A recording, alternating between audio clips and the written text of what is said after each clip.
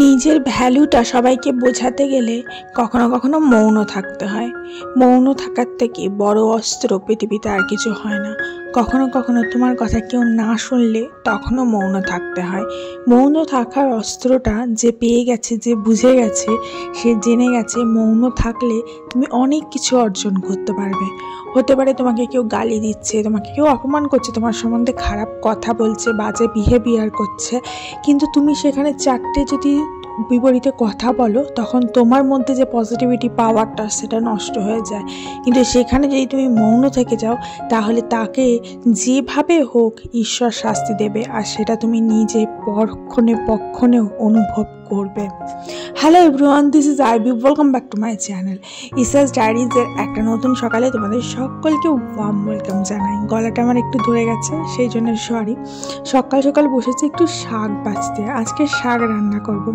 আমরা মহিলারা একটু শাক পাত দিয়ে আমাদের অনেকটা ভাত চলে যায় বা খাওয়া হয়ে যায়, কিন্তু পুরুষ মানুষের সেটা হয় না। তার জন্য একটু এক্সট্রা রান্না করতে হবে। তো কী রান্না করব সেটা এখনও ডিসাইড করিনি, কারণ আমার হাজব্যান্ড মশাই গেছে বাজার করতে। সে বাজারটা করে নিয়ে আসবে। আমাদের সপ্তাহে 2 দিন হাট বসে, যে 2 দিন আমরা প্রচণ্ড টাটকা শাকসবজি ফল পাই। মানুষ তো সব দিক থেকে ব্লেসড হয় না, কোনো দিক থেকে তার ডিসঅ্যাডভান্টেজ থাকলেও কোনো দিক থেকে অ্যাডভান্টেজও থাকে। যারা দিল্লি বোম্বের মতো শহরে থাকে তারা অনলাইনে গ্রোসারি শপিং করে, অনলাইনে ভেজিটেবল মার্কেটিং করে। এই সমস্তগুলো অনলাইনে ছাড়া তাদের উপায় থাকে না, কারণ তাদের কাছ থেকে সবজি মান্ডিটা অনেক দূরে থাকে। কিন্তু আমাদের এখানে দুর্গাপুর, কলকাতা বলো, কলকাতার বিভিন্ন জায়গায় বলো, বা দুর্গাপুরে বলো, আসানসোল, মানাগড়, এই সমস্ত জায়গায় বলো, আমাদের এখানে টাটকা হাট বসে। এবং সপ্তাহে 2 দিন যে হাটটা বসে, এই হাটে আমরা প্রচণ্ড টাটকা সবজি, ফল, মাছ এগুলো পাই। কারণ একদম টাটকা গ্রাম থেকে তুলে নিয়ে এসে জাস্ট ফ্রেশ মালটাই বিক্রি করে। হ্যাঁ, সবাই ফ্রেশ বিক্রি করে না, কিছু কিছু জায়গায় কিন্তু পোকা লাগা, ধসা পচাও থাকে, সেগুলো একটু কম দামে বিক্রি হয়। যেগুলো একদম ফ্রেশ সেগুলো কিন্তু একটু বেশি দামে বিক্রি হয়। কিন্তু তবুও আমরা বেছে জিনিস দেখে শুনে নিতে পারি এবং তার ফলে সেটা দিয়ে একদম টাটকা জিনিসটা আমরা ভেতরে দিতে পারি, মানে আমরা ইনহেল করতে পারি আর কি, খেতে পারি। কিন্তু এই দিক থেকে দেখতে গেলে যারা বোম্বে, দিল্লি এই সমস্ত বড় বড় শহরে রয়েছে তাদেরকে অনলাইনে এই গ্রসারিটা নিতে হচ্ছে। এবং অনলাইনে নেওয়ার ফলে কি হচ্ছে, কোথা থেকে কি ভেজাল দিচ্ছে, কখনো খারাপ আসছে, কখনো পোকা লাগা আসছে, এরকম বিভিন্ন সমস্যার সম্মুখীন হতে হয় এবং টাটকা শাক সবজি ফলটা পায় না। দেখো মাছ নিয়ে এসছে, দেখো কত বড় সাইজের পমফ্লেট, একটা হাত পুরো ভর্তি। এটাকে মাঝখান থেকে কাটিয়ে নিয়ে আসতে হতো, কিন্তু তার বক্তব্য যে গোটা গোটা খাবে, তার জন্য গোটা গোটা পমফ্লেট নিয়ে এসছে। আর চারাপোনার সাইজটা দেখলে তো তোমরা ভয় পেয়ে যাবে, এত বড়, মানে ওটা লিটারেলি 2 ভাগ বা 3টে ভাগ সুন্দর করা যায়। কিন্তু সে তার বক্তব্য যে আজকে মাছ নিয়ে এসছে, সেগুলো সব আমরা গোটা গোটা খাবো আর কি। যাই হোক, মেয়ে এত ছোট, মেয়ে খেতে পারে না। দেখো চারাপোনাটা দেখো কত বড় সাইজ, মানে ক্যামেরাতে হয়তো অতটা বোঝা যাচ্ছে না, কিন্তু সামনাসামনি দেখলে বুঝতে পারতে এটা 3 ভাগ সুন্দর হবে, এত বড় চারাপোনা। মানে অনেক সময় বিয়ে বাড়িতে হয় না, একটা গোটা গোটা মাছ দেয়, সে মানে তার থেকেও সাইজে বড়। যাই হোক, আজকে 3টে করবো না, আমি ঠিক করেছি আজকে 2টো করবো, কারণ মেয়ে এত বড় গোটাটা খেতে পারবে না। মেয়ের সাথে আমাকে ভাগ বসাতে হবে, আর বাকিটা আরেকটা গোটা ওকে দেবো। সে নিজেও খেতে পারবে না, দেখবে সে নিজেও মাছ ভক্ত নয়, কিন্তু ওই যে দেখে তার ভালো লাগে সে কিনে নিয়ে চলে আসে। আমার বরের হচ্ছে এটা ব্যাপার, কিন্তু নিয়ে আসার পর যখন খেতে দেবো তখন কিন্তু তার খাওয়ার ক্ষমতা নেই, সে তখন গোটাটা খেতে পারবে না। জানি না কাটকার সাথে এরকম হয়, আমার বরের সাথে তো এরকম হয়, যেটা যখন ভালো লাগে তখন সেটা নিয়ে চলে আসে, আবার বেশি বেশি করে নিয়ে চলে আসে। যাই হোক, আমি কিন্তু এরকম প্যানের মধ্যেই মাছ রান্না করি, খুব আমার সুবিধা হয়।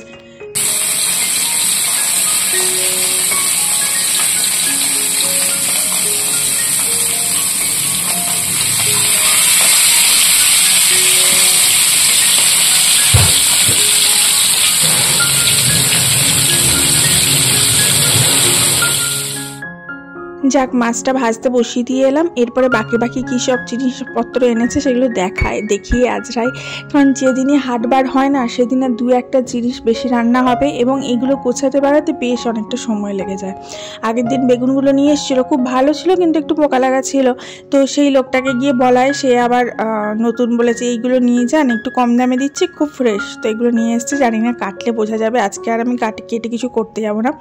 আর ফুলকপিটা নিয়ে এসছে, দেখো এত বড় ফুলকপি ফুলকপি দেখে ওর কী লোভ লেগেছে, নিয়ে চলে এসছে। ভদ্রলোক মানে ভাবেই নি এটা হাইব্রিড না কি না দেশি, আমি জানি না। হাইব্রিডই এত বড় হয় সাধারণত, এবার দেশি কিনা বলছে হ্যাঁ দেশি, তুমি জানো না দেশি, জানি না কো। তো এত বড় ফুলকপি মানে লিটারালি আমার মাথার থেকেও বড় সাইজের ফুলকপি। যাই হোক, আর এখানে ফল নিয়ে এসেছিলো তোমার আঙুর আর মুসম্বি, এই সিজনাল ফুড যেটা বলে। আঙুর খেতে তো ভীষণ ভালোবাসে আমার মেয়ে, তো মুঠো মুঠো আঙুর খেয়ে নেয়। আর এইদিকে দেখো মাছ ঝালটাটা মোটামুটি হয়ে এসছে। আমি ওই তাওয়ার মধ্যেই পেঁয়াজ দিয়ে দিই, মাছটাকে উল্টে দিয়ে সাইডে পেঁয়াজগুলো দিয়ে দিই, ভাজা হয়ে যায়। টমেটো দিয়ে দিলাম। এটা একটুখানি পরিপক্ক হলে এর মধ্যে তোমার সর্ষে বাটা, কাঁচা লঙ্কা, ধনেপাতা এই সমস্ত দিয়ে করে আমি নামিয়ে নিই। ভীষণ টেস্টি হয় আর খুব তাড়াতাড়ি হয়, আমার সুবিধা হয়, কারণ কড়াইয়ে করবো, ভাজবো, তুলবো, মাছগুলো একটু ভেঙে যাওয়ার সম্ভাবনা থাকে। আর ফ্রাইং প্যানে করলে কি হয়, মাছগুলো একদম গোটা গোটা থাকে, মানে বড় বড় মাছ যেগুলো থাকে সেই সাইজটা বলছি। আর ওদিকে আলু পেঁয়াজ এনেছে, ওগুলো সব একটা একটা করে আঁচড়াবো। আলু আর পেঁয়াজের ঝুড়িটা বার করলাম। আমার বরাবরের অভ্যেস পুরনোগুলো তুলে নিই, দিয়ে নতুনগুলো রাখি, তার উপরে পুরনোগুলো রাখি। আর পেঁয়াজও তাই, আলুও তাই, তেমনই করি। শাকসবজির ক্ষেত্রেও করি, কারণ এতে আমার মনে হয় যে ভালো থাকে বা পুরনোটা আগে শেষ হয়ে যায়। এবং ঝুড়িটাও এই সুযোগে একটু ঝাড়াঝাড়ি করে নিই, দেখতে ভালো লাগে। যাই হোক, এইগুলো এখন আজরাতে তোমরা ঝটাপট প্লিজ একটা লাইক করে দাও তো ভিডিওটাতে, আর ভিডিওটা একটু শেয়ার করে দাও বন্ধু বান্ধবের সাথে। আর যারা এখনও পর্যন্ত সাবস্ক্রাইব করোনি, অবশ্যই চ্যানেলটাকে সাবস্ক্রাইব করে নাও এবং ভিডিও দেখতে তাহলে তোমাদের সুবিধা হবে, না হলে কিন্তু কখন হারিয়ে যাবো আর খুঁজে পাবে না। মাঝে মাঝেই উঠে রান্নাটা দেখে আসছি, আবার মাঝে মাঝেই এসে সবজিগুলো বাগাচ্ছি। এইভাবেই দুভাবে একসাথে কাজ করছি, কারণ আজকে হচ্ছে লাস্ট ওদের স্কুল, মেয়েটার স্কুল গেছে। এরপর থেকে টানা ছুটি রয়েছে। এই সময়টা কোথাও কেউ ঘুরতে গেলে তার জন্য ভীষণ ভালো, কারণ দেখো একদম টানা শুক্রবার দিন স্কুল হয়ে ছুটি পড়ে গেল। আই থিঙ্ক সমস্ত প্রাইভেট হয়তো না, গভর্নমেন্ট সেক্টরেও ছুটি থাকবে স্কুলের সাথে সাথে। শুক্রবারের পর শনি রবিবার ছুটি রয়েছে, দেন সোমবার হচ্ছে আম্বেদকর জয়ন্তী ছুটি রয়েছে, দেন মঙ্গলবার হচ্ছে তোমার পয়লা বৈশাখ ছুটি রয়েছে, দেন বুধ আর বৃহস্পতি এই দুটো দিন যদি কেউ গ্যাপ মারতে পারে, তারপরে শুক্রবার দিন রয়েছে আবার তোমার গুড ফ্রাইডে, অ্যান্ড দেন আবার শনি রবি ছুটি। মানে কতটা লং হলিডে, একটা সপ্তাহ পুরো ছুটি রয়েছে। তো এই সময়টা সবাই ছোটোখাটো দু একটা ট্যুর করতেই পারে, কিন্তু করতে মানে ভাল লাগবে। কিন্তু ওই যে বাইরে ওয়েদার খুব গরম, তাই যেখানেই যাও শান্তি কোথাও নাই। এসিতে যতই থাকো বাইরে ঘুরতে গেলে ঘামটাম হবেই, এই যা। তো আমরা তো রিসেন্টলি একটা বড় ট্রিপ থেকে এলাম, ভেবেছিলাম যাবো কোথাও, তারপরে ভাবলাম যে একটা বড় ট্রিপ থেকে এলাম, আবার সামনেই সামার ভ্যাকেশান পড়বে বাচ্চাদের, তখন আবার একটা ট্রিপের আমরা পরিকল্পনা করছি। তার জন্য ভাবলাম এখন এটা পোস্টপোন করাই বুদ্ধিমানের কাজ হবে, কারণ সব সময় ঘুরতে যাওয়াটাও তো ঠিক নয়, বাচ্চার পড়াশোনাটাও দেখতে হয়। আর স্কুল খোলা মানেই পড়াশোনার চাপ বেড়ে গেল, এবং পড়াশোনার সাথে সাথে পরীক্ষারও এক সময় একটা করে সিলেবাস দিয়ে দিচ্ছে। ফার্স্ট যেটা পিটি 1 হবে সেটার এক্সামের সিলেবাস দিতে আরম্ভ করে দিয়েছে। আর যত উঁচু ক্লাস হচ্ছে তত সিলেবাস বাড়ছে, পড়াশোনার চাপও বাড়ছে। যাই হোক, যেহেতু আমি পড়াশোনাটা দেখি, তার জন্য আমারও চাপ থাকে একটু, যে সিলেবাসটা কমপ্লিট করাতে হবে, বোঝাতে হবে মেয়েটাকে। এই হচ্ছে ব্যাপার। অনেকে বলে লাইভ আসো না কেন? আমার না গলাটা ধরে যাচ্ছে প্রায় সময়, জানি না কেন শুধু গলাটা ধরে যাচ্ছে।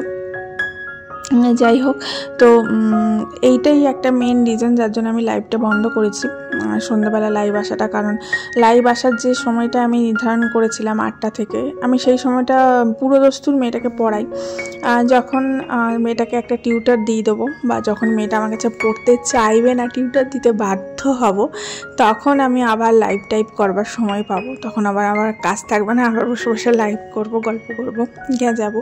ন্যাচারালি আমি গাজানো খুব একটা পছন্দ করি না, নিজের কাজটুকু নিয়ে থাকতেই ভালোবাসি। আর যেমন প্রথমেই বললাম যে চুপ থাকলে তুমি অনেক কিছুতে বিজয়ী হবে। আমি দেখেছি যারা আমার সম্বন্ধে কিছু খারাপ বললো বা ভাবলো বা করলো, আমি চুপ থাকি, সেটা আমার সংসারের মধ্যে হোক বা কি বাইরে হোক, দেখেছি কোনো না কোনো দিক থেকে যারা আমার ক্ষতি করার চেষ্টা করে তাদের কিন্তু ঈশ্বর শাস্তি দেয়, এবং আমি বুঝতে পারি যে এ আমার ক্ষতি করার চেষ্টা করেছে, এবং আমি চুপ থেকেছি বলে তার ওপর বিশাল বড় একটা বিপর্যয় গেল, বা তাকে ঈশ্বর শাস্তি দিল।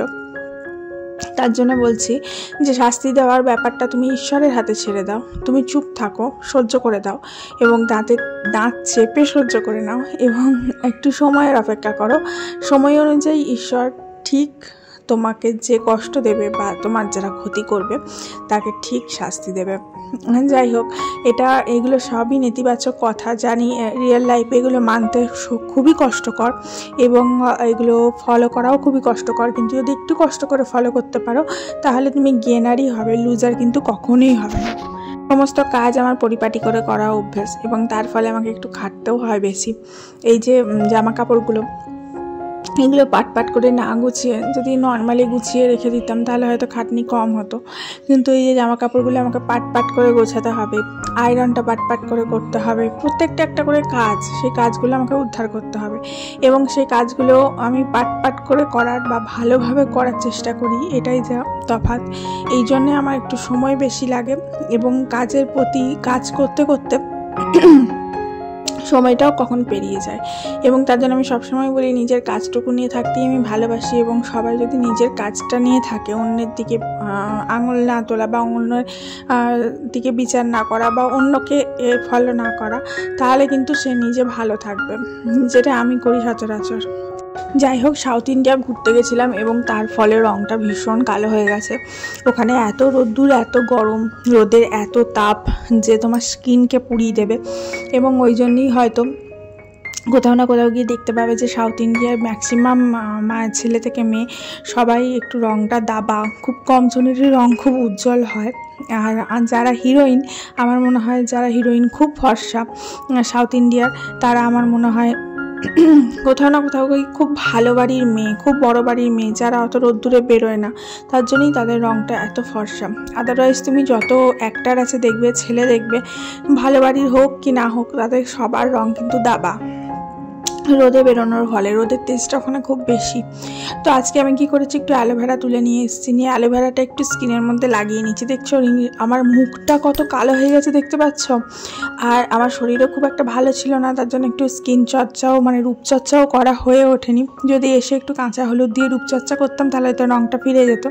যাই হোক, পুজোর আগে দেখবো, এখন অন্তত শুধু একটুখানি অ্যালোভেরা জেলই লাগিয়ে নিই। অ্যালোভেরা জেলটা জাস্ট একটু লাগিয়ে রাখি অ্যান্ড দেন শুকিয়ে গেলে ঠান্ডা জল দিয়ে মুখটা ওয়াশ করে নিই, ধুয়ে নিই এবং তারপরে কোনো রকম ইউজ করি না, ফেস ওয়াশ ইউজ করি না। এটা করলে না স্কিনটা খুব হেলদি হয়, গ্লো করে আর খুব ফ্রেশ লাগে আর স্কিনটা খুব প্লেন হয়। আমার যেমন দেখতে পাচ্ছ রঙটা কালো করে দিতে পেরেছে সাউথ ইন্ডিয়া, ঠিক কথাই, কিন্তু মুখের মধ্যে কোনো রকম পিম্পল বা কোনো কিছু দেখতে পাবে না, একদম ফ্রেশ জিনিসটা। এই ছোটোখাটো ঘরোয়া উপকরণগুলো যদি তুমি ফলো করো বা মুখে লাগাও তাহলে তোমার ভালো হবে, ওই ক্ষতি হবে না, কোনো সাইড এফেক্ট নেই তো। কিন্তু কোনো বাজার চলতি প্রোডাক্ট তুমি যদি লাগাও, সে সিনেমাটিসের দেখে হোক বা ইনফ্লুয়েন্সারের দেখে হোক, কী হবে, তার কিছু না কিছু সাইড এফেক্ট আছে। তার ফলে মুখের মধ্যে কিছু না কিছু তুমি দেখতে পাবে, এটা বেরোচ্ছে, ওটা বেরোচ্ছে, এরকম হয়ে যাচ্ছে, ওরকম হয়ে যাচ্ছে, এরকম আর কি। সিনেমাটিসরা যেমন মুখের ওপর অনেক কিছু করে, বোটক্স থেকে আরম্ভ করে বিভিন্ন ধরনের স্কিন ট্রিটমেন্ট ইউজ করে, তার ফলে ওদের স্কিনের মধ্যে দেখবে স্কিনের যে মুখের যে স্ট্রাকচারটা সেটাই পুরো চেঞ্জ হয়ে যায়। যাই হোক, অনেক বকলাম, চলো লাঞ্চের মেনুটা দেখাই। ফাইনালি কী রান্না করতে পেরেছি। এই দেখো, বড় মাছের ঝাল করেছি, পেঁয়াজ কুচি আর টমেটো কুচি দিয়ে দুর্ধর্ষ খেতে হয়েছিল। এখানে লালতে শাক করেছি, পাট শাক, লালতে শাক নয়, রসুন আর শুকনো লঙ্কা ফোড়ন দিয়ে। আর এখানে গাজর, পেঁয়াজ, আলু, বিনস দিয়ে একটা ভাজা করেছি। আর তার সাথে টমেটোর চাটনি আর টক দই এসেন্সিয়াল আমাদের থাকি। আর এই দিয়ে আজকে আমরা লাঞ্চটা সারলাম। আজ আসি, বাই।